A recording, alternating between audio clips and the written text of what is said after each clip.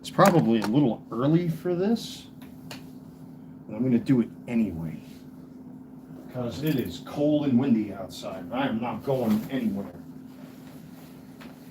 And the postman came. I gave him my recent eBay orders, so they're out the door ready for you fine ladies and gentlemen out there. But we are going to talk some baseball cards today in this live stream anyways. Just want to make sure I'm all set up here. I'm going to get my sneakers off so I'm nice and comfy. It is cold and nasty outside today. My former home of New York is getting beat up with snow, as it should. Ah, I can see.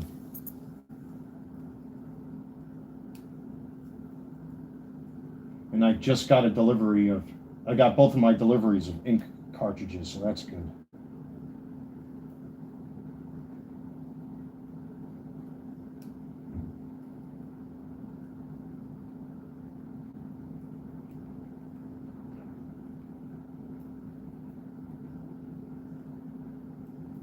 Just give me one moment here, ladies and gentlemen, while I get myself all set up here quickly.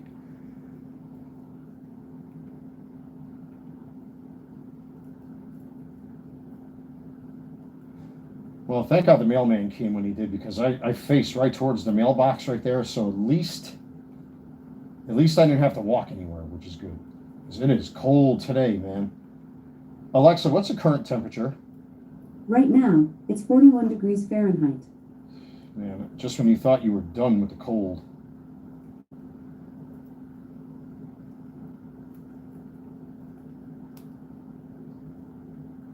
Just bear with me here for a moment, ladies and gentlemen.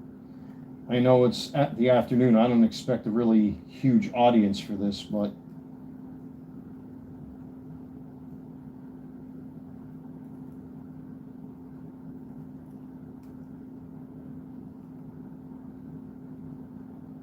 yeah. Ugh, stress.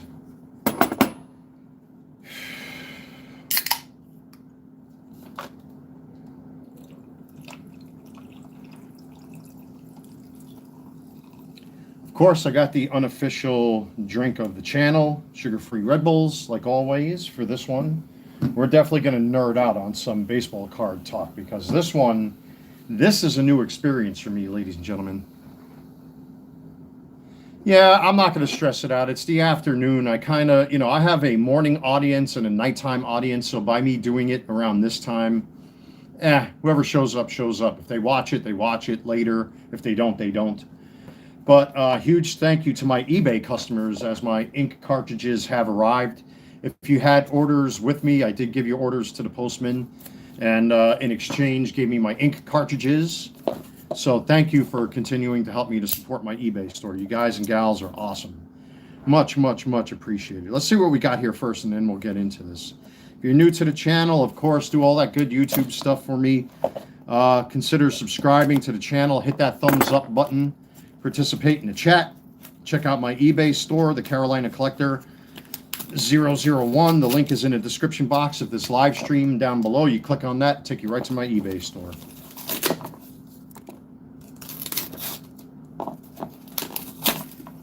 And this thing is made out of armor plating. All right, there we go. Let me just make sure. 2027, 2027, 2027. So there's one of two boxes that I ordered as far as ink cartridges are concerned, so that's good. I already got plenty of 910X HP ink cartridges, so I got plenty of those. I mean, I mostly use black ink anyway, but every so often I randomly print out other stuff. And I like to have extras on hand just in case I don't want to be stuck. Especially if you're running a business. I mean, printing paper and ink is huge. It's huge. And this is the bulk order from this.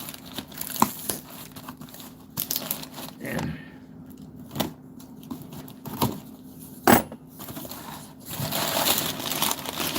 there we go. It's got the original ink box, so that's good. That's a good thing. I really don't need that because I have a separate container just for. Oh, she even included the instructions too. That's kind of nice. And they're all 2027, so I got more ink than what I need for a very long. Plus, I still got ink back there on my printing station, so I'm going to marry these two boxes together, and then we'll get started here. So this is good. This is really good, man. The price that I got these at for ink cartridges that don't expire for almost a year and a half. That's a really good deal. What I got for these, very good deal. So I don't have to worry about ink for a long time. I just changed the black ink cartridge in my printer recently. I changed all the color cartridges recently. There you go, all married in one box now. That's awesome. So thank you to the seller that sold me these.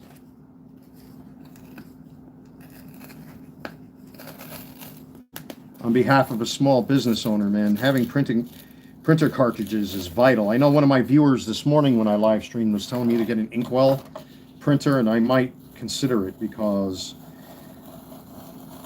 unless I'm able to get ink cartridges in bulk like this, man, it can actually be a very expensive fare. But we're going to get into this whole Barry Bonds thing in a little bit. Now I got more blue cartridges and I know what to do with, but I got, like I said, I just changed out an entire set of cartridges from the last time. And I'm going to keep the big ones in this box and the little ones in this box. You think I have enough ink to last a while, ladies and gentlemen? There you go, boom. Plenty of ink, and then I got the two unopened black ones right there, which don't expire until one expires in 2027. The other one expires at the end of this year, and all of these expire next year. So that's good that they got some shelf life. So that's really, really good for me. That's really, really good. I mean, I usually use black, but sometimes it mixes with the other colors, and the printer won't operate unless you have all of those slots filled in. So, oh, I forgot one. Oops, another blue.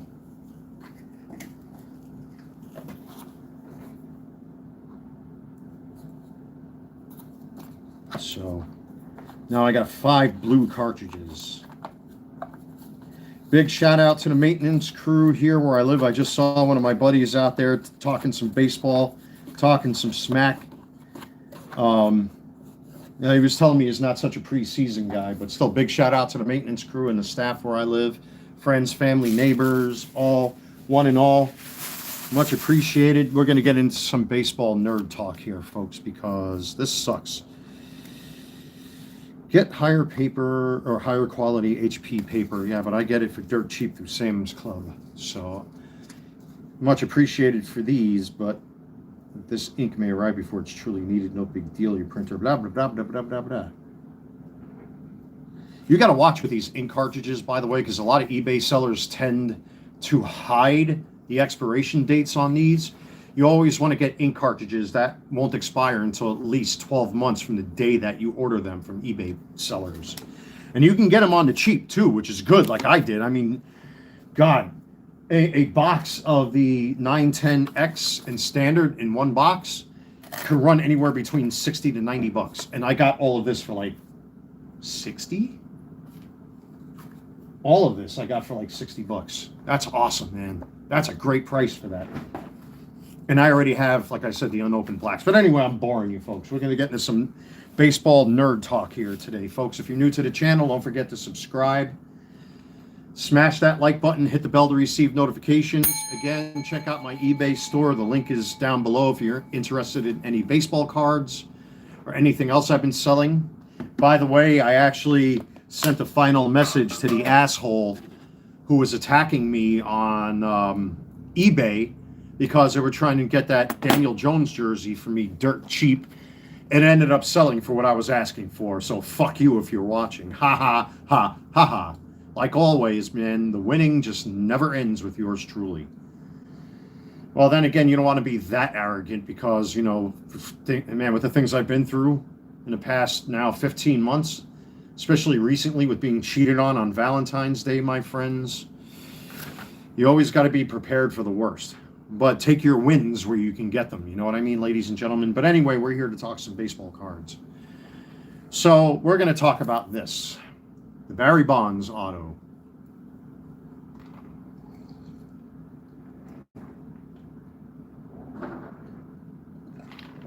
Now, I myself pulled this. The print run of this particular Barry Bonds, this is the base auto from 2025 Topps. I believe they only came out with like 300 and change of these base autos. And then, of course, you have your parallels of these particular autographs, right? And then you have your alternate image, which I believe has him in the Giants uniform. This is the San Francisco uniform, as you can see right there. Then you have the Giants uniform, right?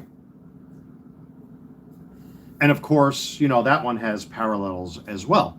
And people were losing their collective shit because Bonds hasn't put ink to card in a very long time. It's been a long time since he put ink to card, right? The base card, which I pulled, was immediately selling on eBay at one time for almost $1,500 and sometimes more. And that doesn't include the black, the orange, the red. I'm sure there's a one of one floating around out there somewhere with this particular card. And then, of course, the alternate image, the variant that's out there also has its parallels. Your out of 50, 25, your 5. I'm sure your one of one is floating around out there somewhere. I think out of any of those, I believe there's only one PSA 10. Because if you look at any of these, all of them have OC issues. Every single one of them. And you're lucky if you can get these in a 9. Mine's an SGC 8.5. I knew it when I opened it up that it was OC. Just by looking at it, back and front. It could have been a 9. I still think it can be a 9. But with this much OC back and front, I'm not going to bother re-slabbing this guy. It pretty much is locked in with what it is. Unless by some happenstance or miracle, there's no way I'm sending it to PSA. We'll get into all that later. But I bet you if I were to send this to Beck, it would probably be an 8 or an 8.5 as well. Possibly a 9. Who knows? But the auto's a 10, whatever. And again, they were fetching insane prices. The base auto was selling, again, for like $1,200 to $1,500. Depending on the seller. And I lost my collective mind when I pulled that autograph. And of course, I did what I would normally do, send it off to SGC. But this is the SGC before PSA got their hands on it, before PSA bought them out. And of course, now they bought out BGS, right? And right now, there's a lot going on because of that Logan Paul Illustrator card. How it was re-slabbed while the thing was still in the middle of an auction. You don't tamper with something when it's an auction. You don't do that. There's a lot of ethical, moral, potentially legal ramifications of playing games with an item. There could be antitrust laws that you're violating by tampering with something that's already in the middle of auction. It's fraud, basically. Allegedly, I have to say that. But the damn thing sold for $16.5 million.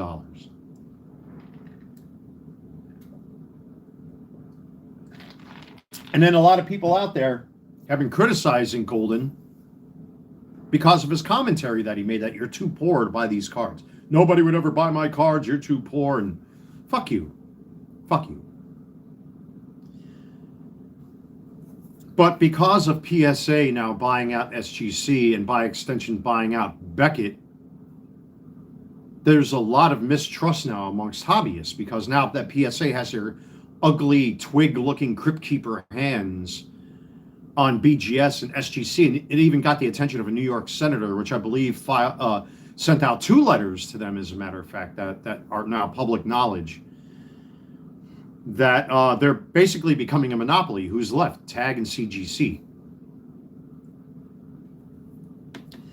And this card has shown me a lot since I listed this on eBay. And a lot of unexpected things have happened since. I have lowered the price on this thing at this point to $1,000 as a buy it now with shipping.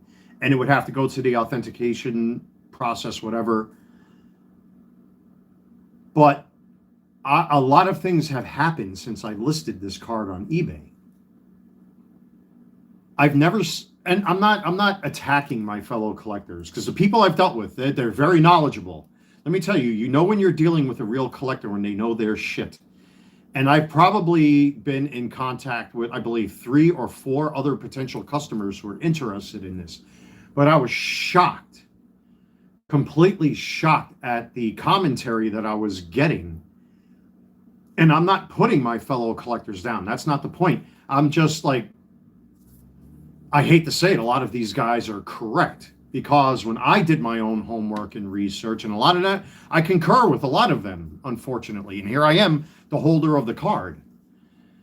That, beknownst to myself, Topps and Topps Chrome last year released more Barry Bonds autos.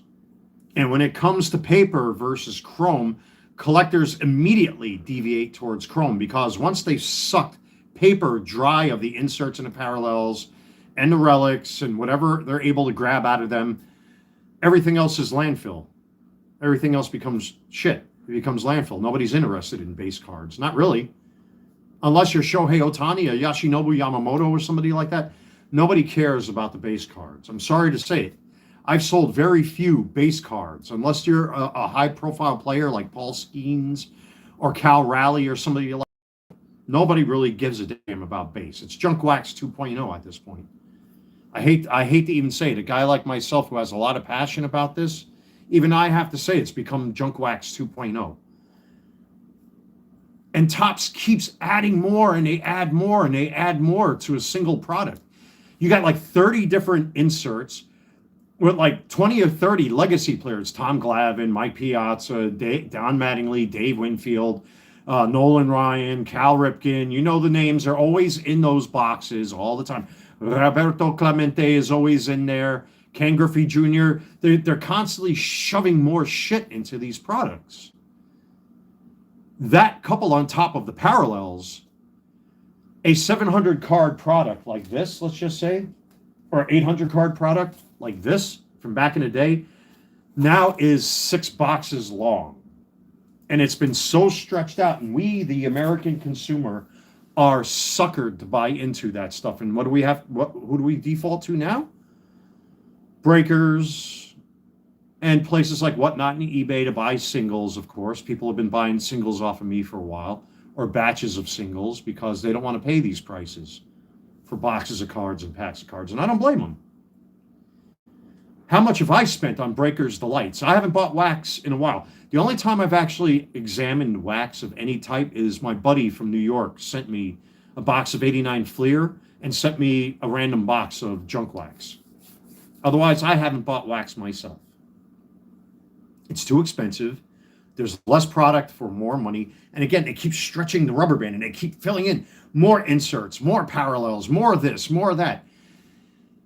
And by the time it's said and done, a basic 700 to 800 card set becomes a 15 to 20,000 card set. Again, I'm just making up these numbers here, but it's true. It's true, and the population numbers or the print runs of these cards are astronomical. And the only thing collectors will, at the end of the day, care about and look for are the parallels and inserts and autographs and relics, or any combination of those cards. You can have a numbered auto parallel, for example. That's just how the hobby works these days, unfortunately. You will never see cards like this ever again. This is my one of 2 Upper Deck complete sets. I still have to go through the second box, by the way. I did pull out the checklists and whatever I can pull out. There's probably a few more cards I list, but I pulled out most of the checklist cards. And obviously, I bought the Ken Griffey Jr. Star Rookie separately, you know, in a PSA 10 before its astronomical price of almost $5,000 at this point. Plus, I pulled out a Ken Griffey from this box and the other box I have, and they both came out SGC 9s. So, but you'll never see card sets like that ever again. No product will be that basic ever again.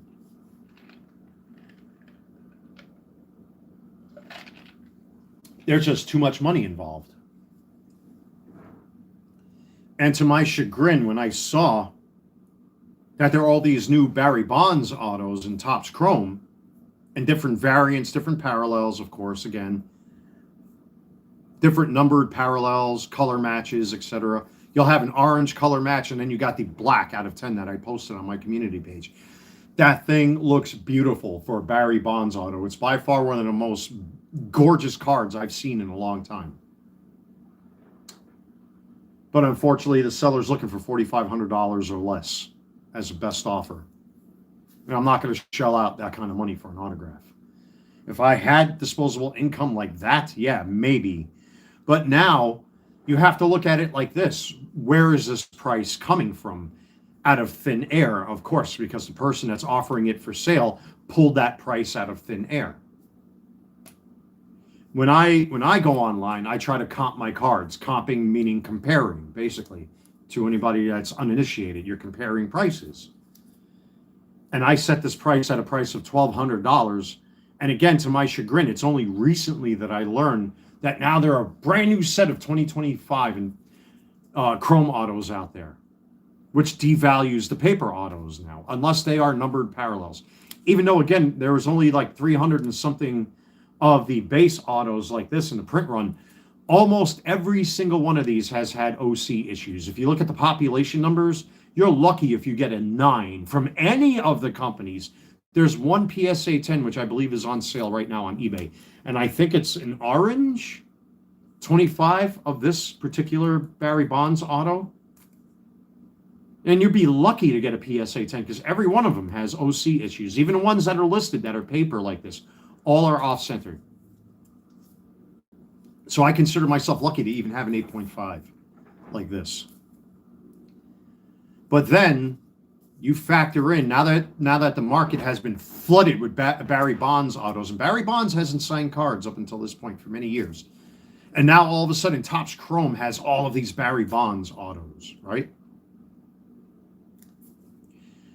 Couple that on top of PSA with their ridiculous price increases. They're very strict on their grading now. They've tightened their grade. 55-45 is very tight for centering, folks. If I were to send off cards to PSA, you best believe I'm going to use my centering tool. Here's the kit right here, and I'm going to take photos of the cards, and I'm going to leave a note that I have centered off my cards myself. I know what these cards look like. I photographed them. I have the centering tool. I know what these cards should be. But of course, you know, PSA now has gone buck wild and ham, allegedly dishing out more and more and more PSA 9s. It's very difficult to get a PSA 10 these days of anything because they've tightened their standards. But now because of the fuckery that's gone on with PSA and Ken Golden and the Logan Paul Illustrator card, which recently sold for $16.5 million, and that card was re-slabbed just for that sale while it was in the middle of auction, which I hope people were people in the higher echelons of our government were watching that. That's potential fraud. People have already started to invest their time and effort into acquiring that card. And that slab, a lot of collectors that are into TCG and Pokemon were saying, or One Touch, were saying that there's no way that that card is a PSA 10. At best, it's a PSA 9. But it was slabbed as a PSA 10. And now a lot of people don't trust the grading companies, unless you go to TAG or you go to CGC. But unfortunately, PSA is a name. Beckett used to be the top dog. They fell apart. SGC was number 2 at one time, but now PSA acquired them just like they acquired Beckett. And because of that, no one likes modern or ultra modern and SGC slabs. And I clearly got that message when I was talking with these 4 potential customers who were looking to buy this card. They do not want this card or want cards in SGC slabs. Modern, if they were vintage, yes, maybe even junk wax, but modern and ultra modern, they spit on the SGC slab. And I'm not picking on those collectors. They know their shit, just like I know my shit. That's why I'm making this live stream. This is more of an assessment and an analysis of things that are going on in the hobby. The offers that I got for this card blew my mind. I originally had this listed for like $1,200 and change. It's all the way down to $1,000 now. I've got offers as low as $400 for this 10 8.5 in this SGC slab. The highest offer I've got for that is $900. What does that tell me? One, Topps needs to stop. I know they want to make money. I know Fanatics wants to make money. Here I am, I run a small business out of my home. Of course I want to make money. We all want to profit. We all want to live good. But when you're constantly flooding the market, this is why, here I got my, well, these aren't exactly Concord 11s. I forgot what model 11s these are. It's because it's got the gold trim on there. If any of you are sneakerheads, you can remind me of what particular 11s these are called, but they're based off the Concord 11s. Nike has had no choice but to flood the market with sneakers. You know why? Because of eBay, flippers, and resellers. Those on StockX, those on GOAT, those on Etsy, those on eBay. You have resellers that are flipping these for 3, 4, 5x what they are retailing them for, especially if they just came out. And a lot of these Barry Bonds autos, just like this one, I waited until this year to dip my toes in the water. And all the slabs I've sold, minus the ungraded singles, because that's different. I wait to see what happens with these graded cards. And sure enough, everything that I expected to happen did happen. But there were a lot more unexpected things that I was just flabbergasted by. This is why Nike floods the market, because of the counterfeiting of the shoes. Look what happened with, what was that Whatnot? The Whatnot seller that got busted recently. You know, excuse me, I'm getting cotton mouth here. Yeah, just like that one Whatnot seller got busted for selling stolen shoes. Now Nike with the new, the CEO is an old CEO that came back. They rehired him or whatever, or took over again. Now the market is flooded. The population of certain Nike sneakers, they're easier to acquire now because Nike had no choice but to flood the market because of the counterfeiting and the reselling. I'm kind of guilty of participating in buying overly expensive sneakers. This happened last year with the white cement 4s. I got impatient and ordered a pair from my local sneaker shop. Soul Priorities, not sponsored, by the way. They're a great mom and pop shop, don't get me wrong. They got good stuff. But I got impatient and I paid 2x for them sneakers that retail for $225. They ended up being $500. That's foolish on my part because I got impatient. I should have waited. Now I could still get them for retail, or maybe $20 more than retail plus shipping, whatever it is. Or I can always go over there and pick them up if I were to order them. So that's on my shoulders. But the simple fact of the matter is, sneaker culture in that form of reselling and flipping has died as a result of people getting tired of it. And now with the oversaturation, especially of Barry Bonds autos now, the price has plummeted significantly on these. Which begs the question, what's going on with the Ken Griffey Jr. rookie and the Shohei Ohtani 2018 Bowman Chrome batting rookie, both of which I have and I've showed on the channel. There are now over 5,000 PSA 10s of that Shohei Ohtani batting rookie.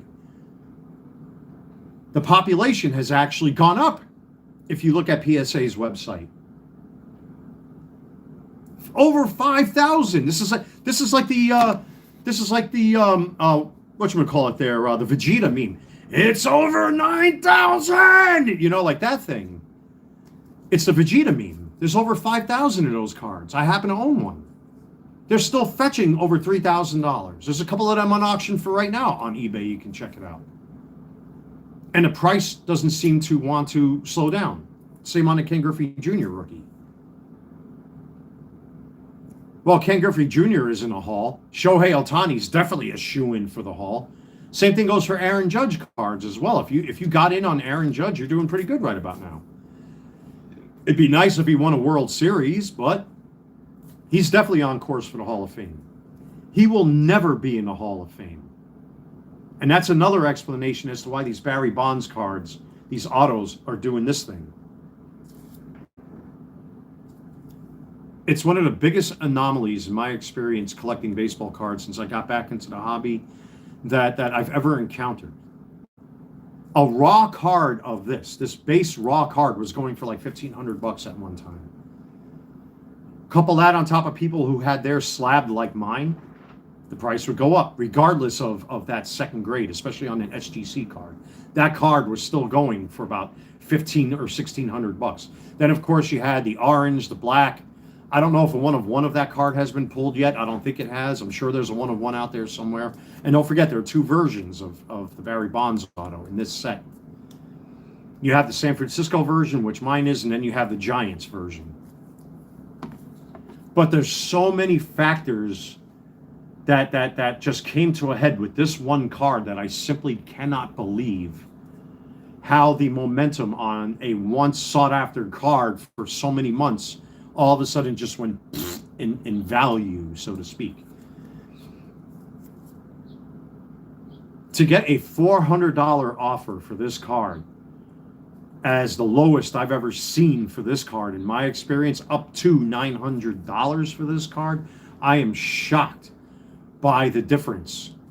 Right now, it's still sitting on my eBay stores page for $1,000 plus shipping. But now with Topps saturating the market with more autos in chrome, and collectors always, almost always, depending on the player that's on paper, they almost always, 95% of the time, gravitate more towards chrome than paper. You know, even myself, when I was ripping wax, I would suck paper dry of all the parallels and inserts and all that kind of stuff. And everything else was garbage. It's worthless. I hate to say it, it's junk wax 2.0. Landfill. I would give it away to the kids, and the rest, unfortunately, will end up in a landfill. Or giveaways to my customers. And a card like this is one of those cards that would be a keeper. The rest would be landfill, would be junk. Unless they were numbered parallels or autos, relics, or any combination of the three, who cares about paper? And you know I'm right. Look at what Stryker did in his backyard with that bonfire. I made a whole video about it, reacting to it. And in a way, he was right, because it was so saturated, the market at that time. How many Ken Griffey Jr. Star Rookies are there in Upper Deck as far as cards being submitted for grading? There are thousands of them. There are still under 5,000 PSA 10s of the Ken Griffey Jr. Star Rookie. That's a fact. Anybody can go look that up. But it's slowly approaching 5,000 as new PSA submissions are being, handed over. But now with the tightening of the grading, good luck trying to get a PSA 10 of a Ken Griffey Jr. Star Rookie. So with all that being said, this has become an anomaly to me and a shock. Because this particular, even though it's a base card, again, like I said, there are oranges, there are blacks, there are reds. I'm sure there's a one of this floating around out there somewhere that nobody's pulled yet.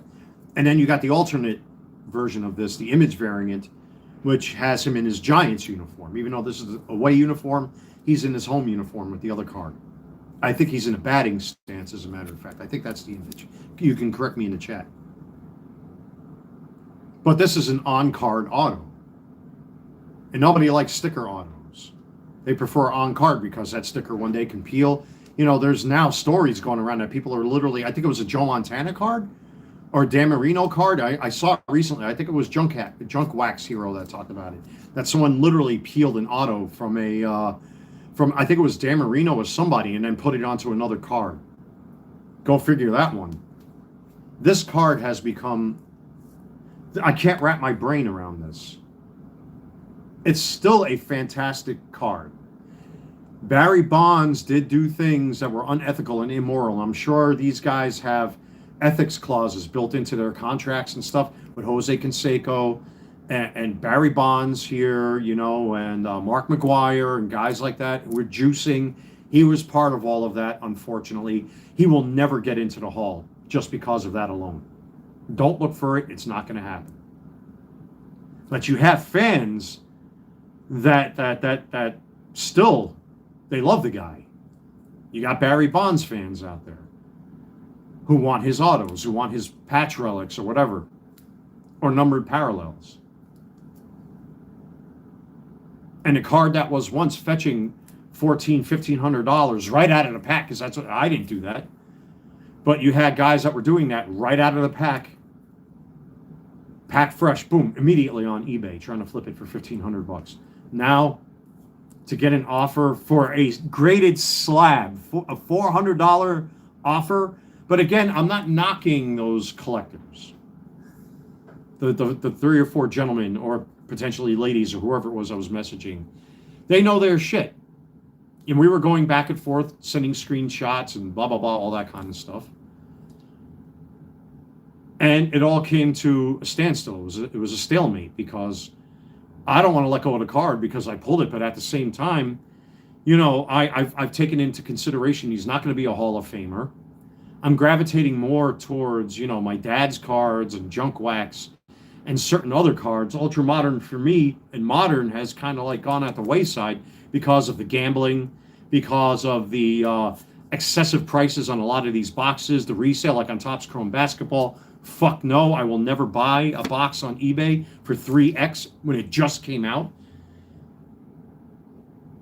Breakers are stealing cards out of these breaks, these live breaks. The hobby sucks now in a lot of ways.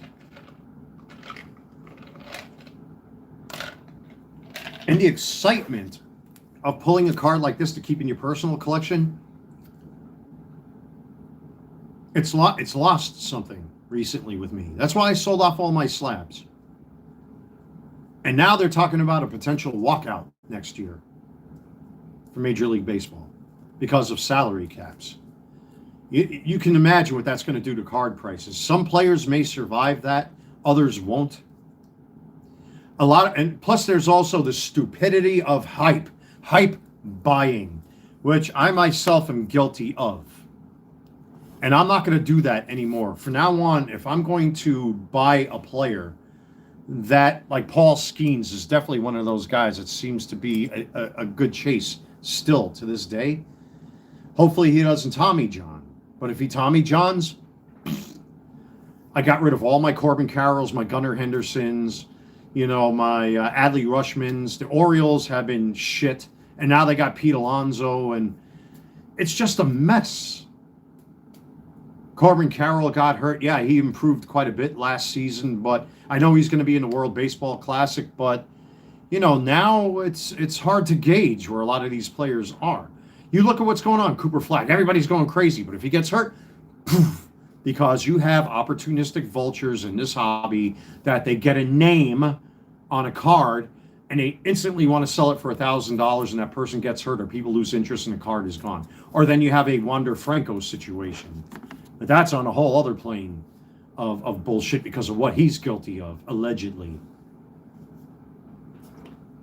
But the hype buying sucks, the gambling sucks, and the picky nature of collectors and slabs also sucks. But again, I can't blame collectors for not liking certain slabs because now that PSA has been pulling some shady shit with their price increases. And now with this Illustrator card that went for sale recently with this Logan Paul stuff, nobody wants to go near SGC when it comes to modern and ultra modern. That much is clear. And I've definitely got that vibe with the few collectors I've talked to who were past tense interested in this card. Which leaves me at a conundrum. What do I do? Do I pull the listing down? Or do I keep it for myself? Do I crack it out of an SGC sleeve or holder and have it reholdered in a CGC sleeve or a tag sleeve or a holder? Do I try to resubmit this to Beckett and hopefully get a bump in grade? It begs a lot of questions these days with a card like this. But Topps and Fanatics and their goofy infinite wisdom, and I've heard Scotty B and a lot of guys talk about this and that whole click and teapot and whatnot, and I have to now change my opinion and say, you know what, maybe these guys are right. There is way too much oversaturation of product out there that can devalue cards like this. Benjamin here says investors in modern should let other people pull the cards from packs, let prices drop, and then buy clean singles at a fraction of their original price. You know, and that's what I've been doing. When I comp my cards, I actually adjust a lot of my cards. Like today, I had somebody tried to get me to sell, and actually I should raise the price on the card, but the offers are still alive and are up there. Who the hell was it for?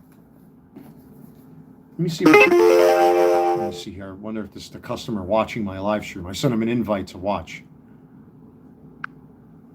That's an eBay advertisement. Never mind.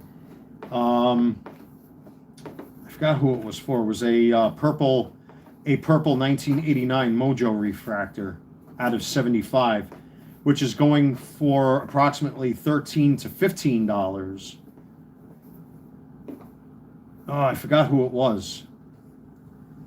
And I just noticed that today that there are 99 out of 99 of that card going for $15 to $20. So now that I've looked at that card, I might adjust the price and raise that price a little bit.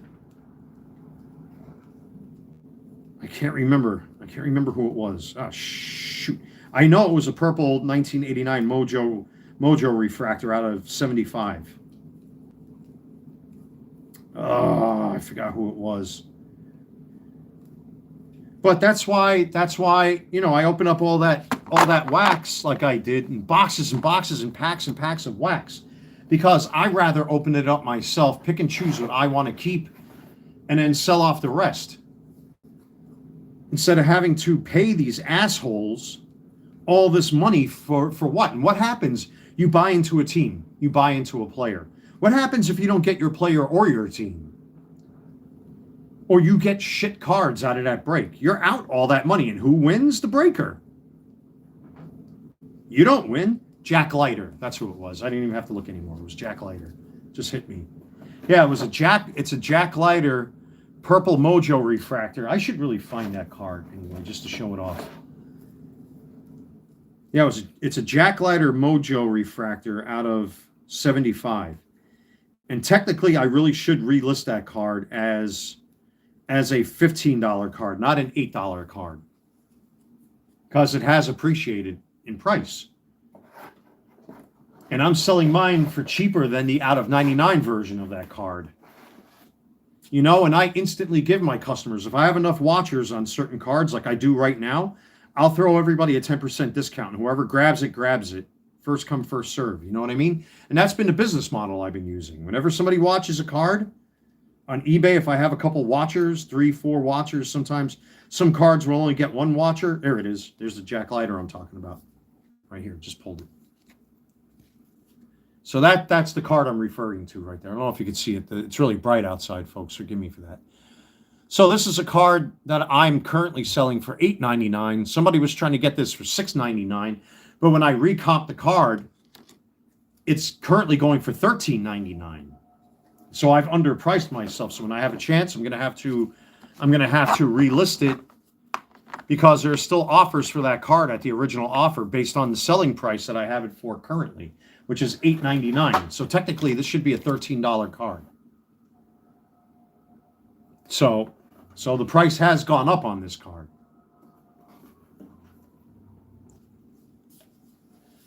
But I rather open my own wax. But you can't get these products. I made a whole video about this with Top Sapphire that came out when everybody was chasing that Paul Skeens 1-of-1 patch auto that Dick's Sporting Goods bought off of that kid.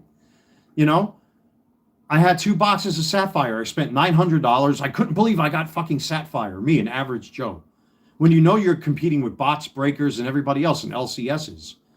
The money was taken out of my account and then instantly refunded within minutes of that purchase. I lost out on Sapphire. I was pissed.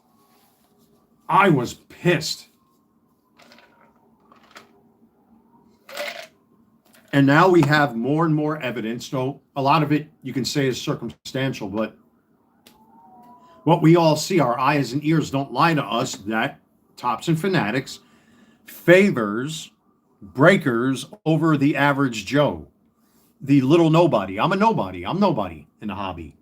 I'm nobody. I'm a nose-picking, farting, burping, coughing, stomach growling monkey, just like the rest of all of you are. When I wake up in the morning, I miss the brim just like some of you fellas do when you're not paying attention. You know what I mean? You know? I have to self-deprecate because I have to make it a point that I'm just like the rest of my fellow collectors out there. I want this stuff too. But now they've gravitated more towards the breakers and the LCSs and the big YouTube channels like Pac-Man, who really fucked up. Pac-Man really dropped the ball when he started admonishing his own customer base. You know who does that? Dark Side Phil. Look up DSP, Dark Side Phil. There are multiple channels and probably thousands of videos about him shaming and admonishing his audience for not donating to him. Imagine a guy my age. I'm going to be 49. Yeah, people can make fun of me. Oh, well, you're 49 years old and you play with toys. I don't play with toys. I collect toys. Big difference in language there. Collecting and playing are two different things. They sit up on a shelf. You know what they are? They are a distraction from stress. They are a Rubik's Cube. Once in a while, I'll pick one up, transform it, every so often put it back on my desk or up on my shelf, and that's it. I'm not playing in the fucking sandbox like an overgrown child. I would expect the people in white coats to lock me up if that was the case. But I'm a collector. Big difference in language. Language gives you away. Again, it's like the idiots that pronounce the word often. It's often. The T is silent. There's no such thing as a pre-order. There are only reservations. You reserve your order or you prepay for that order. There's no such thing as pre-order. You either order it or you don't. You're reserving it, reserving your copy. But I guess the word reserve sounds too smart to the masses since we do live in a dumber society today. But I'm not even going to start with that rant. Ugh. Now, I should be able to open up my own boxes. I should be able to get those boxes.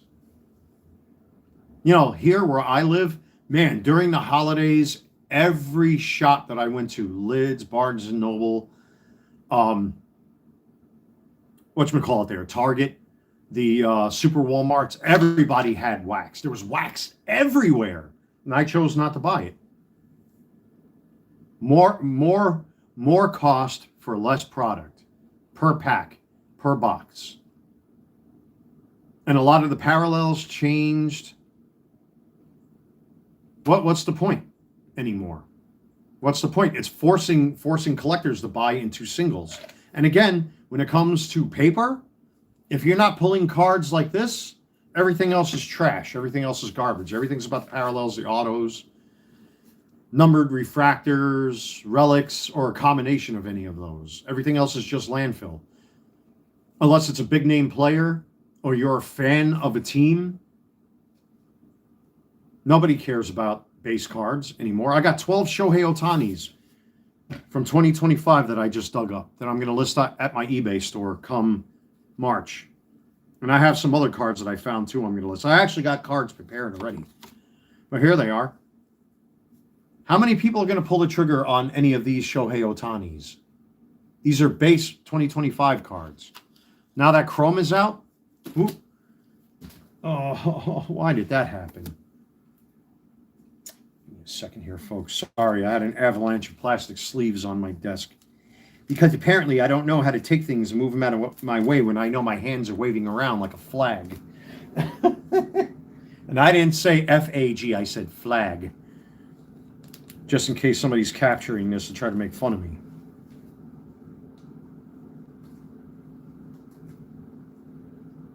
Yeah, I just opened up this pack too. There we go. Okay. So, but anyway, ladies and gentlemen, it's just the hobby is so obvious anymore that everything now is about the chase.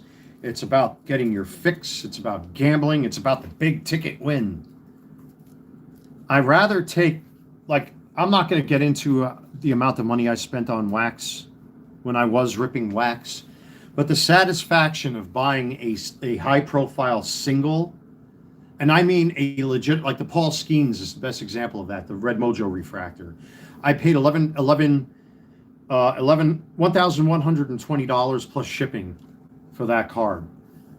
And the refractor out of 5 sold at Fanatics for $3,400. And I think I posted it on my community page. So I'm sorry, $3,200. So this one has to be at least $3,400 to $3,500 if I were to sell it. But I paid $1,100 and change for it at the time. And look at how that appreciated. Unfortunately, unless you find good cards with good autos with them, everything's about the relics. Everything's about the numbered parallels, the refractors, the ray waves, the shimmers, the mini diamonds, all that kind of stuff. Team borders, your home field advantages, which I sold off all of mine. It's just, it seems more and more and more that we're being sucked dry of these products. And then when you want to get the good stuff, you can't, because everything's allocated to the breakers. We all know it. We're not stupid. When I see a man wearing a dress, clearly that's not a woman, that's a man. My eyes don't fool me.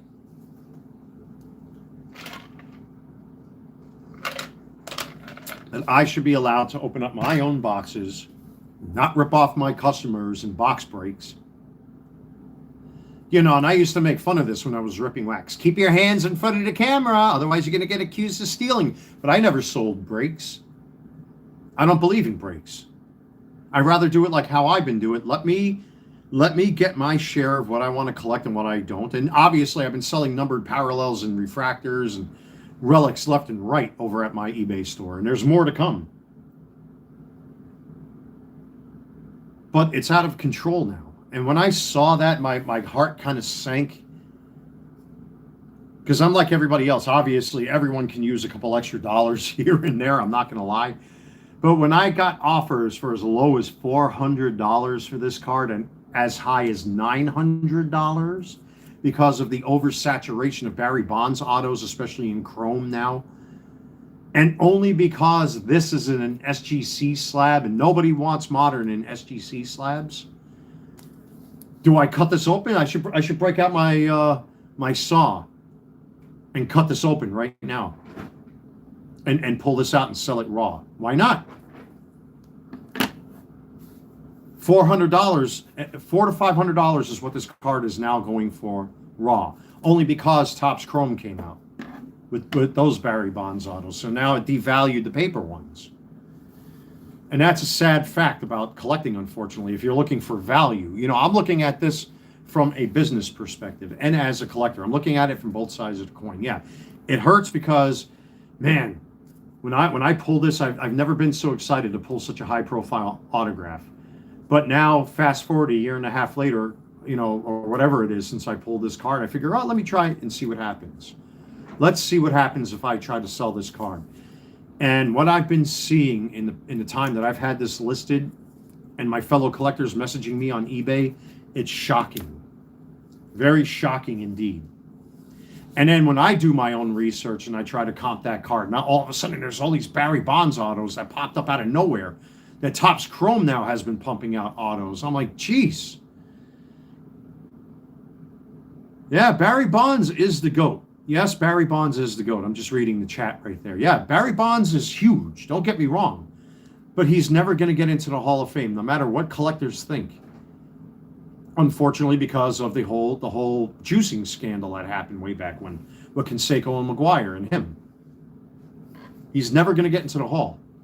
And you got to take that into consideration. But now that there are more autographs out there in 2025 product in 2026, it devalues the cards that came before that.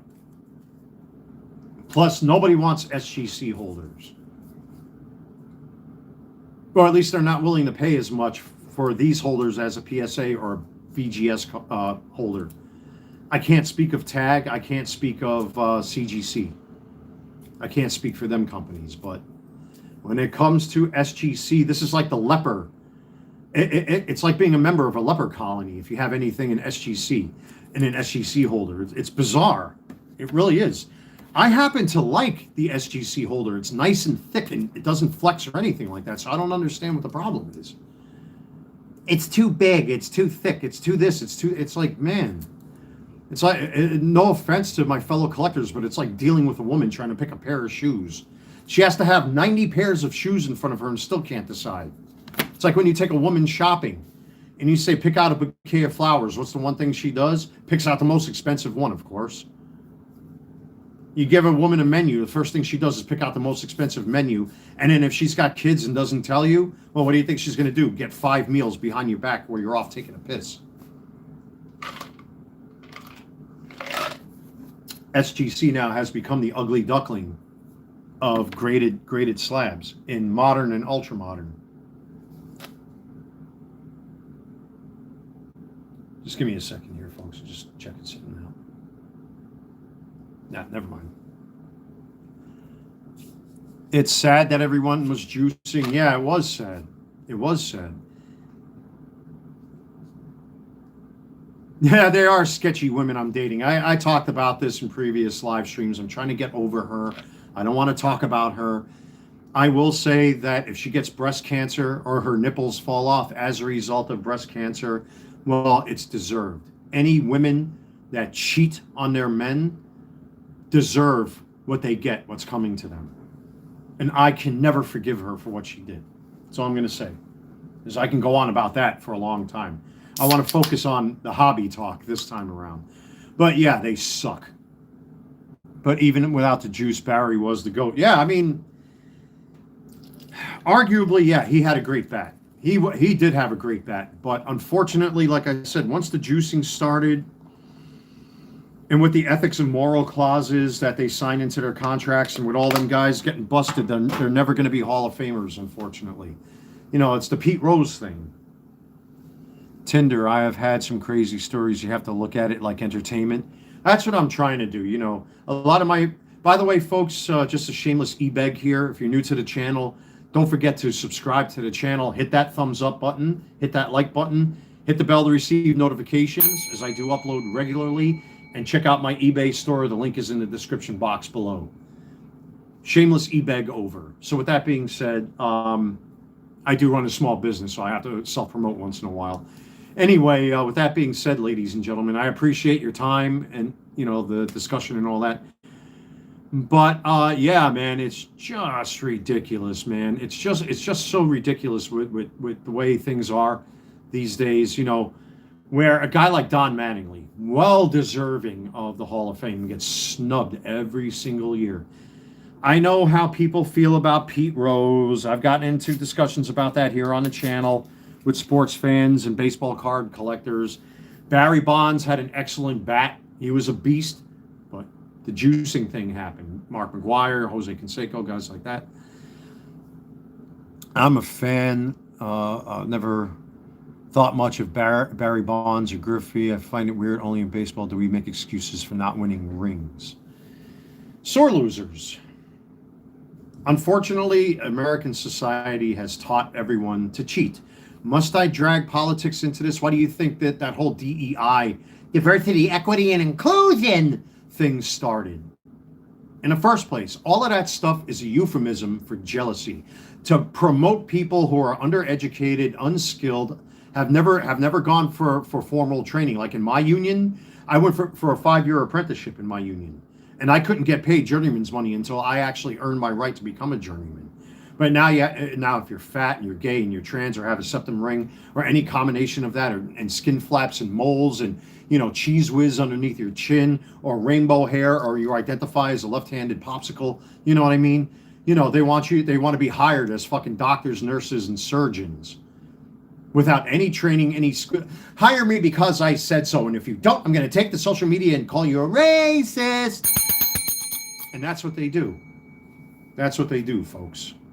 That's what they do. So,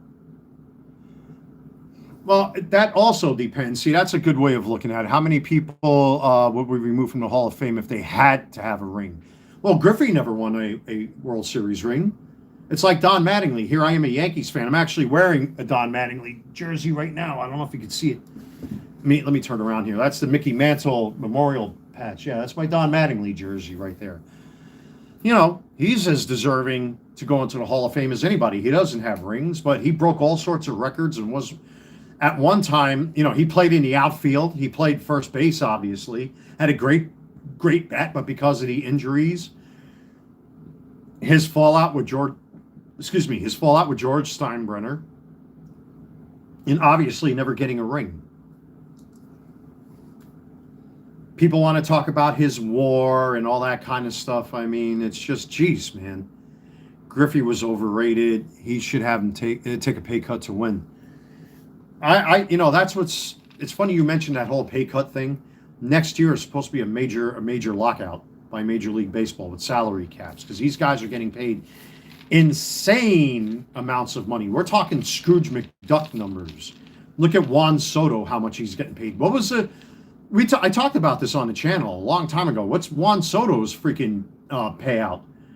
He signed a contract with the Mets for what, 10 years, 15 years, some crazy number? I'm cheering for a shutout. I want to see a disruption. Remember the last shutdown? As a Yankees fan, I remember this when the Yankees made it into the postseason, but there was a walkout way back when. I forgot when that was. You guys can Google that. But that was Mattingly's opportunity to get into the postseason and potentially win a World Series. But then the lockout happened. No series for Donnie Baseball. Yeah, baseball's insane. I agree. Now they're doing this pitching thing like they do in soccer with the VAR and all that kind of shit, where you can challenge. They tap their heads and they can challenge pitches now, and all that kind of stuff. I think you're allowed up to 2 of them or 3 of them per game, unless you go into extra innings. And if it's like playoffs and shit, you get like an extra challenge. But you're dealing with human error. You're dealing with I'm a German soccer fan. I'm not calling baseball boring, because there was a period for a long time where I stopped watching baseball because it was just fucking boring. I'm all for the pitch clock. I'm all for trying to speed up the game. I'm all for instant replay to keep the game honest. I'm all for watching the strike zone now with this new system they're trying to put into place. I'm all for it, man, to make the game more honest, faster, and more efficient. And I'm very pleased by what I've been seeing so far. But it's just, man, these salaries. Why do you think? As a matter of fact, I have 2 examples of that right now I can show to all of you. And this pissed me off like it pissed off a lot of fans. And you'll all know it the very second I hold it in front of the camera. These are my 2 New York Yankees Aaron Judge jerseys, right? You'll know it the very second I show it. You ready? This is Aaron Judge's home and away kit. All you have to do is just look at the sleeves. What do you see? Sponsor patches. They're actually using the same ones from last year, by the way, for you guys that like to upgrade and patch out your kits and all that kind of stuff, which I also talk about here on the channel. So, and of course, Aaron Judge continues to have the gold logo man on the back. But they're selling advertising space on their jerseys now, because that's how high the fucking salaries are. That's why I love Bayern Munich and the Bundesliga. I'll be right back. Let me bring out those jerseys. There's a reason I bring this up.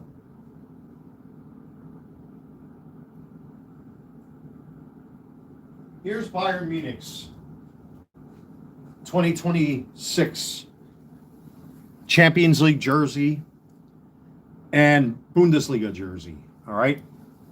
T-Mobile is their primary sponsor, so that drives the cost down of the stuff that fans like me buy. Plus, it goes to the salaries, it goes to the maintenance of the stadium and all that kind of stuff. There's overhead costs, but you got to pay these guys. You got to pay for the ball, all that kind of stuff. You have to pay to maintain the field. You have to pay to clean the stadium up.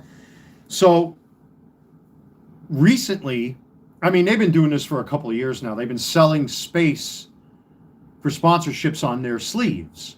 You never saw that in the Champions League before until recently. I think it only started happening maybe 3 or 4 years ago, where, and this jersey really reveals that. The last few Bayern Munich jerseys reveal it. Because back then, I do have examples, by the way, because I have the receipts. I like to be factual with my arguments. I got examples of this. Here's an example. This is when Bayern Munich last won the Champions League in Europe, right? And this was how the jerseys used to be trimmed out before they started selling, before UEFA allowed them to sell advertising space on the sleeves of their jersey. Now, they will always have, they're allowed in UEFA to have the primary sponsor on the shirt. Some teams opt out to do that, but UEFA allows that with the teams these days, right? But up until recently, I actually chemically peeled the original 6-win trophy patch off of here and replaced it and put the proper patches on there. Well, actually, I didn't have to do that with this. This came with the jersey. So right there's the 2020 Champions jersey from when Bayern Munich beat PSG. right, in Lisbon. And this is the setup they used to use, 2 separate patches. And only certain teams were allowed to have that trophy patch. If you won, I think they've actually changed the rules. I don't think Ajax is allowed to have the 4 times winner trophy on their jersey. But everybody else, like Barcelona, AC Milan, Real Madrid, Bayern Munich, anybody that's won the tournament 5 times or more are allowed to put this trophy patch on there. But then, within the last maybe 3 or 4 years, whatever it is, they started selling, all these teams started selling spaces on their jerseys, on their sleeves. Now, this is their Champions League jersey, Bayern Munich. And look what they did. They got rid of the trophy patch and combined it with the star ball. So because Bayern Munich is a 6-time European champion, they've combined the 2 patches into one so that they can open up space to sell a sponsorship on their sleeve. Does any of that make sense to any of you so far? In the Bundesliga, the same holds true. Now, of course, they have their Deutscher Meister patch on the sleeve. And all of the other teams have the standard Bundesliga patch that's red. Like this one here is gold, the standard one is red. But only the champions get to have this, and Bayern Munich won the Bundesliga last year. But all the teams are selling advertising space because it's revenue. These guys need to be paid. The stadium staff needs to be paid. The bus drivers, when they travel back and forth to Germany, need to be paid. If they have to fly to another country to compete in UEFA, that has to be paid for. And Germany is one of the only countries that has the 50+1 rule, which means the fans have a lot of say. To keep the ticket prices down, Bayern Munich are forced to do things like this. If you look at, Liga MX, Mexican football, their jerseys are filled with advertisements because obviously the economy is different in Mexico, right? And not a lot of people can afford the prices of those tickets. So those teams, unfortunately, have no choice. If they want to win championships, they need money to buy players, et cetera, et cetera. So they literally almost sell out. It's like a walking billboard almost with like 18 different advertisers on it. You got to see what a lot of Mexican jerseys look like. And I'm not saying Mexican as a stereotype. I mean the Mexican Soccer League, Liga MX. And anybody can look up those jerseys. You look up Club America, Cruz Azul, or Chivas, or any of those clubs, and you're going to see multiple advertisements on their jerseys. MLS is the same way here in the United States.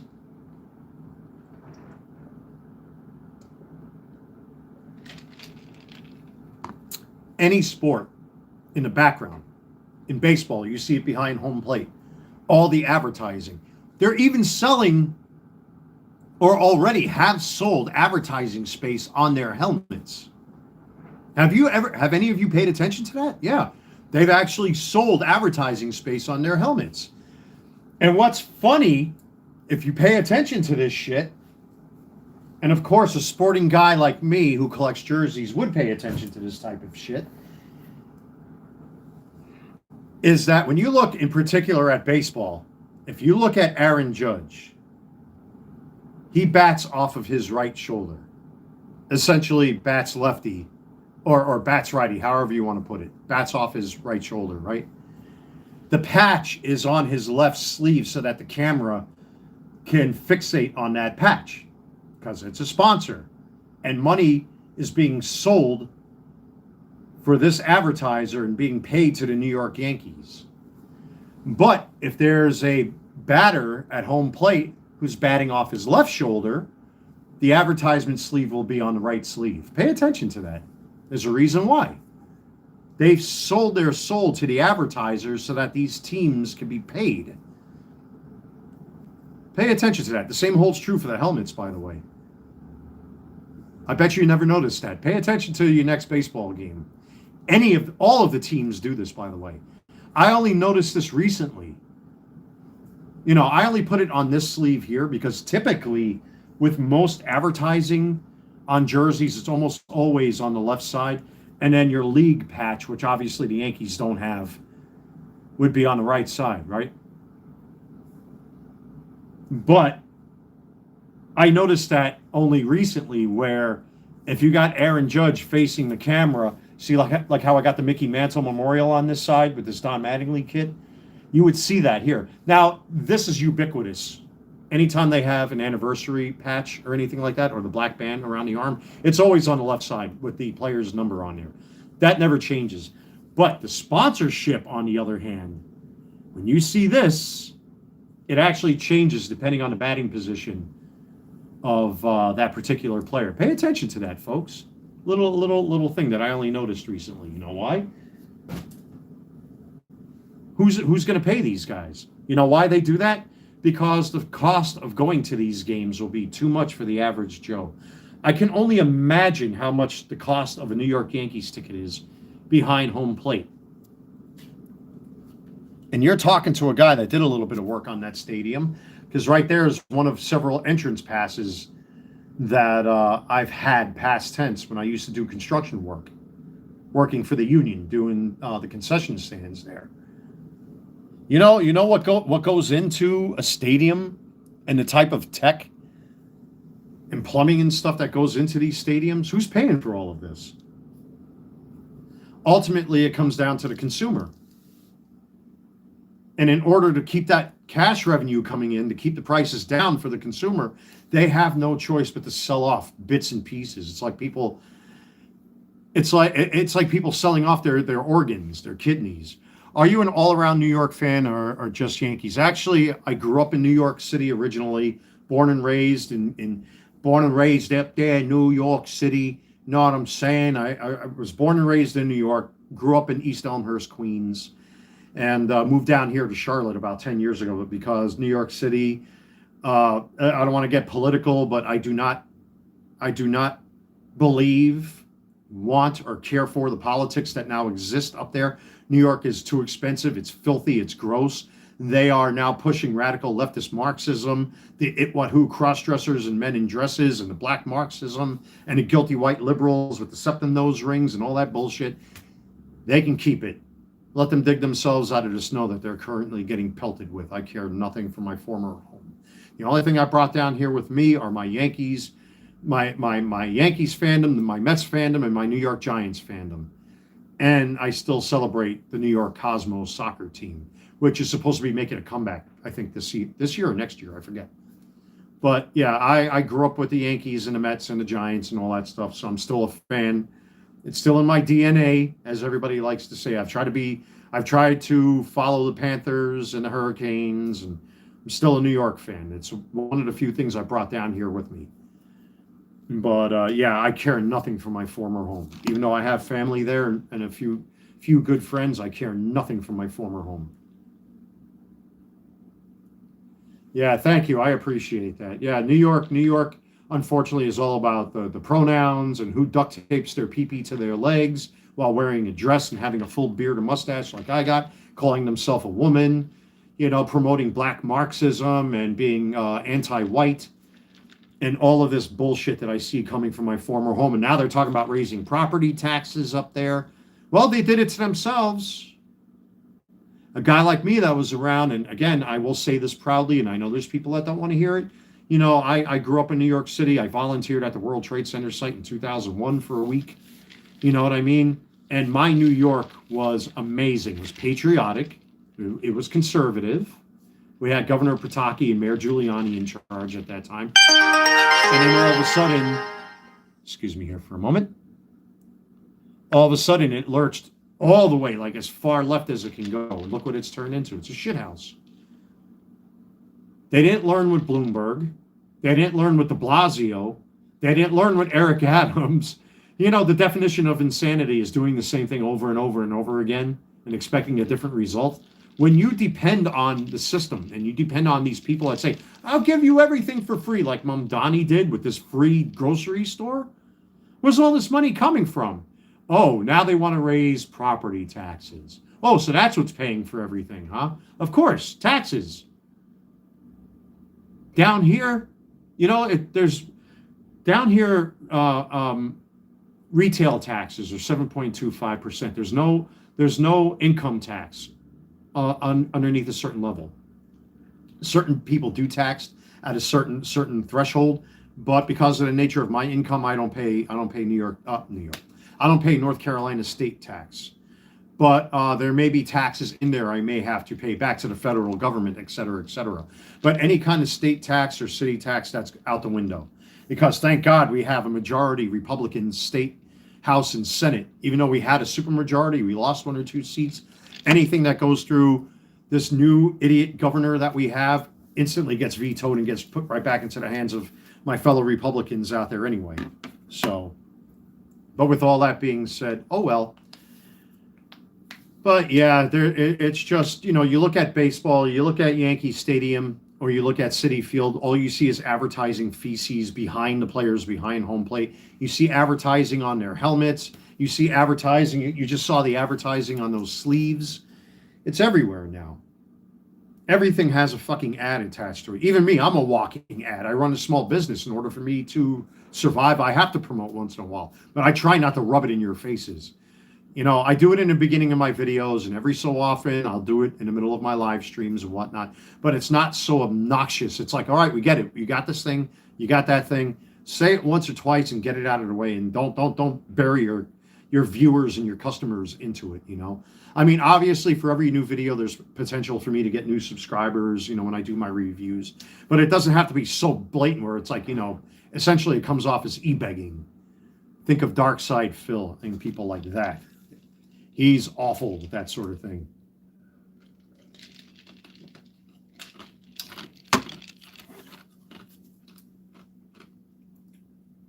But what I will do here real quick is be a hypocrite and e-beg for the channel. So if you're new to the channel, hit that like button if you haven't done so already. The thumbs up button really helps. Subscribe to the channel if you haven't done so already. Thank you to those that have. And the channel continues to grow and grow and grow. That's because of all of you. Hit the to receive notifications and check out my eBay store. The link is in the description box below. I still have well over 600 baseball cards and various other items. I'm my own sponsor. I'm still fighting with YouTube to get this channel monetized.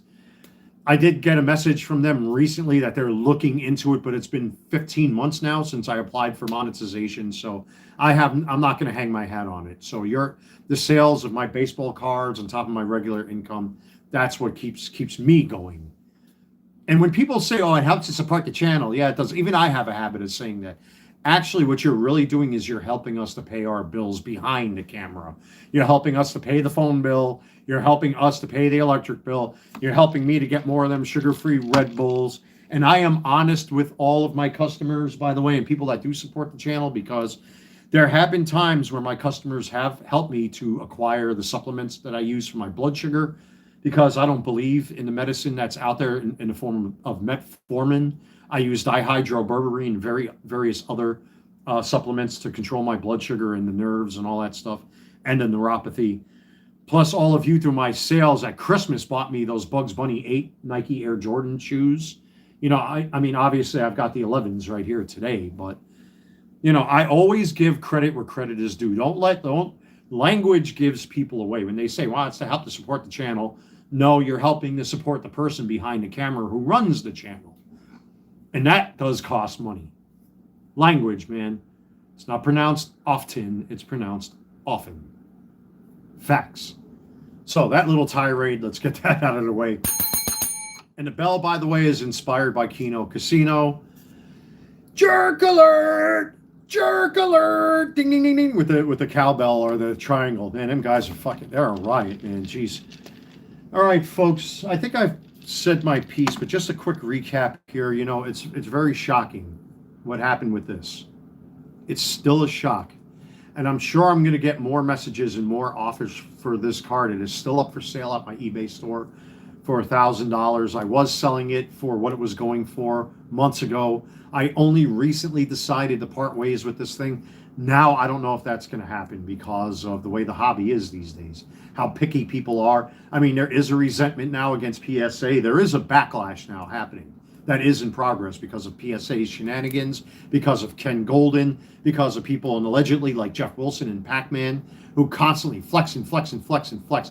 Wow, I just bought a $20,000 card. Who gives a fuck? Who gives a fuck? Who cares? People can even say that about me. Oh, you bought a new Yankees hat. Who cares? The difference is I thank my viewers. I thank my subscribers. I thank my eBay customers. I show something called gratitude. That's the difference. It's called gratitude. You don't do like what Ken Golden did recently and say, well, you're too poor, or implying people are too poor. Bullshit. How do you know if people can't? If I made this comparison the other day. I don't have them in front of me. They're back in my lockup there. But I don't know if I have any cards here I can compare. What can I compare this to? So it was like the Aaron Judge, Bowman Chrome. Oh, all right. So let's just say you all know you should all be familiar with the star rookie Ken Griffey Jr. by now from Upper Deck, right?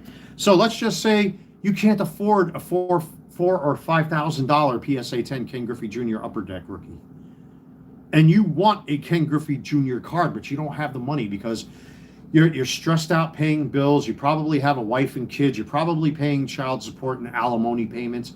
Maybe you're trying to pay off, your debts. Maybe you went into bankruptcy. You don't know what Ken Golden doesn't know what people are going through. And I've talked about myself going through homelessness and being stabbed in my back by a bunch of low-life dirtbag motherfuckers in my former home in New York. And I'm happy they're getting snowed in. Let them stay indoors. They need to slow down a little bit anyway, like they do down here in the South. When it snows, everybody stays home. Up there, they're still rubbing off the boss's yin-yang. Everybody's about the boss, the boss, the boss. Fuck your boss. How's that? Fuck your boss.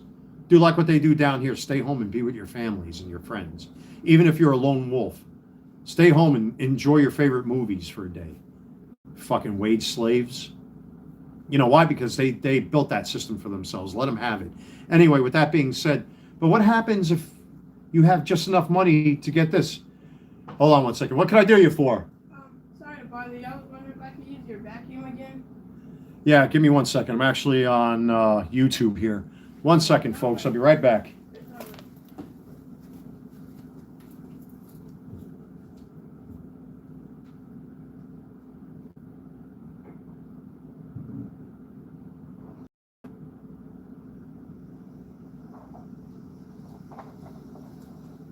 Now I'm going to ask you point blank, how come you don't got a vacuum? How come you don't got a vacuum? Right now, my most priority is all my money is going to my car, so I can get place to place. Good for you. Good answer. Once I get it, then the vacuum. But right now, I'm sleeping in the carpet. No, believe me, I do it myself by hand sometimes. Just because I got all this nice shit, don't mean I don't have to get on my hands and knees once in a while to clean too. My tub sucks. I hate doing that thing. I literally bought this big brush. Is it sitting right there? No, it's in my bathroom. It's a bucket. I literally bought this big scrubbing brush for my cordless drill, just so I can try to clean my tub a lot easier. Is it work? Sponge is be pissing me off. That sucks because you got to do all this thing and on your back. Me, I'm like a boss. Do they have them at Lowe's? Yeah, Lowe's has them. Usually you get them at Lowe's. You're probably better off getting them at Walmart. They're a little bit cheaper. You say this one or the bigger one? The big one. They I know for a fact they don't have it, but if you go to like a Super Walmart or something like that, that's where you can get them. They're like 10 or 15 bucks. You can get them there, but they're a little more pricey at Lowe's. But if you're like me and you're lazy, you go where you can go, unfortunately. But good for you. See, I need a new car too. That's why I got my eBay store.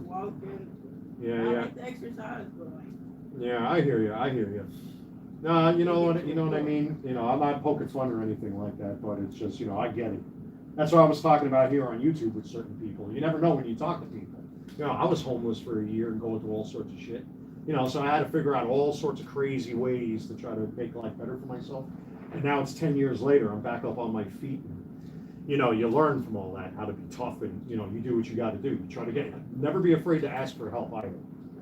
You know what I mean? So, all right, I'll be here. I'm not going no place. I'll bring it back in a little bit. Thank you got it. Good answer. Good answer. You all heard that. Good answer. Great answer. That's the kind of attitude I like to see when people are like, you know what? I'm sacrificing this to do this. Good answer. That's what I want to hear.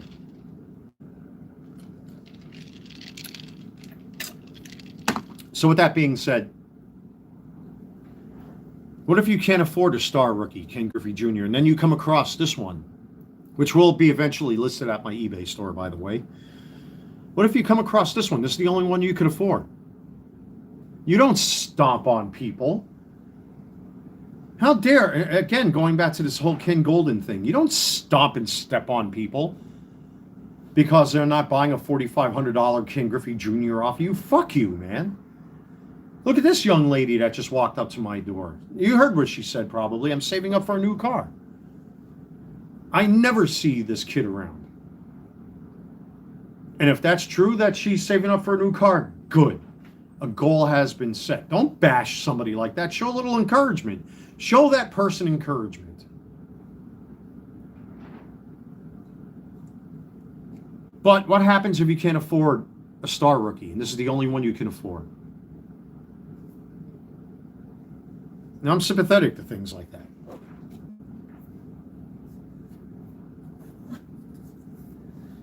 But this baffles me because of the state of the hobby that we're in right now. It really baffles me. It baffles me to no end.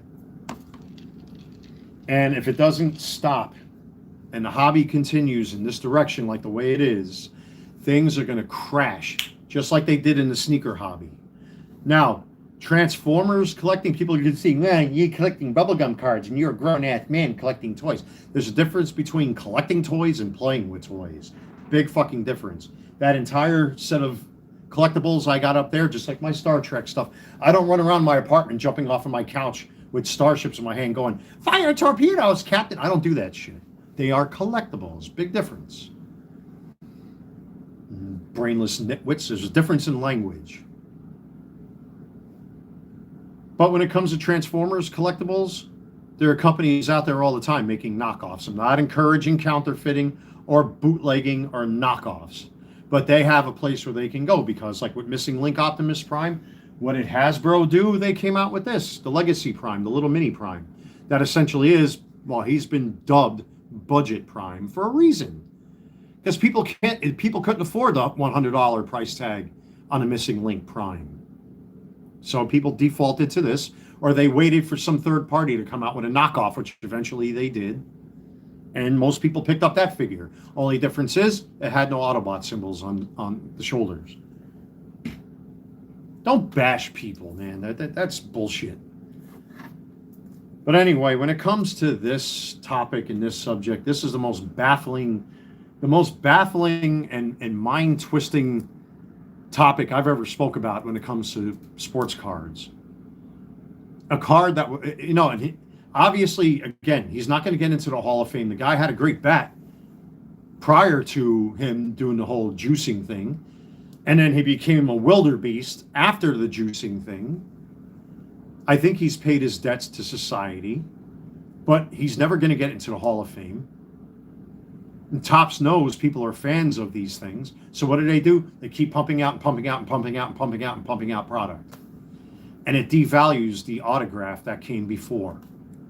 And now there are Barry Bonds autos everywhere. And what makes it worse is that mine is in an SGC holder. And SGC is the crippled stepchild, the crippled bastard stepchild of the grading family. That's what it is. And nobody wants to go near modern SGC slabs. They're too big, they're too thick, they're ugly. Their resale value is off. It drives me nuts how picky people are. I guess, they have a right. I mean, if you're looking to spend, if you're going to spend all kinds of money on cards like this, I get it. Buyer beware, as the old saying goes. But my God, it's just like, geez. I'm so tempted to crack this out. You have no idea. Actually, one customer suggested I should crack this out and just sell it raw and see what happens. I'll probably get the same amount of money I would with it being in this holder. That is bizarre. Like, I couldn't even, and I thought about it. I'm like, is this person, are they trolling me or are they being for real? And I'm like, you know what? When I looked at the most latest raw card of this, and they even sent me an image of a Barry Bonds that they bought outside of this one that they were hoping to get. I'm like, this person may be right. Maybe I should crack it out of this holder and sell it raw. And contact SGC and tell them to nullify that certificate number.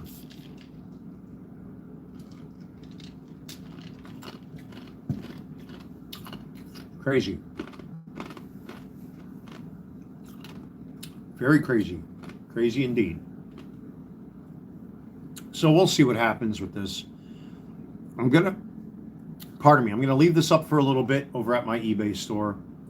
And if it doesn't sell at the price that I'm not going to go any lower than what I have it set up. Even though I just went through all of this, I want to see what happens. I want to see, who negotiates with me.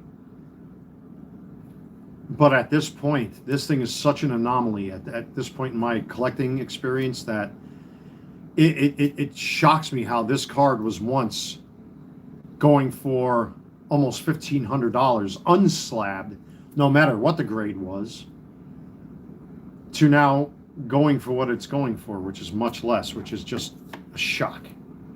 It's a real shock. Real shock, folks. But anyway, I'm going to have me some brunch. It's only 3:15. So I'm going to call it right here, folks. Thank you for nerding out with me during this live stream. I deeply appreciate it. Many of you had, a lot to say about this particular topic. It's just, this is bizarre. This is a very strange situation I find myself in. Should I crack this thing out and sell it raw? Should I resubmit it or submit it to maybe Beckett? I know what's going to happen if I send this to PSA. It'll come back at 6 or 7. I know that already, because that's what they are. They're fucking crooks. Excuse me. I think my best bet would be to send this to Beckett. Pardon me. And maybe it might come back at 9. But now that PSA have their grubby hands on Beckett, I would expect the same thing to happen. That this grade may even drop. Even worse than what it is now. If I were to cross this over.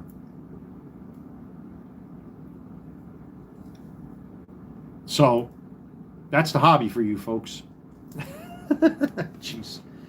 Anyway, I'm going to call it a day right here. I've already live streamed twice today, so thank you everybody once again. If you're new to the channel, subscribe. The channel has grown significantly because of all of you. Thank you to my friends, family, neighbors, the staff where I live here, the maintenance dudes, everybody. You're all awesome, man. My eBay customers, all of you are amazing. My fellow sports fans, thank you so much. If you're stuck in the cold like today, it's pretty cold outside. Stay warm, all that good stuff, folks. And just enjoy yourselves. Enjoy yourselves, and I hope you all have a magnificent, wonderful Monday. Take care.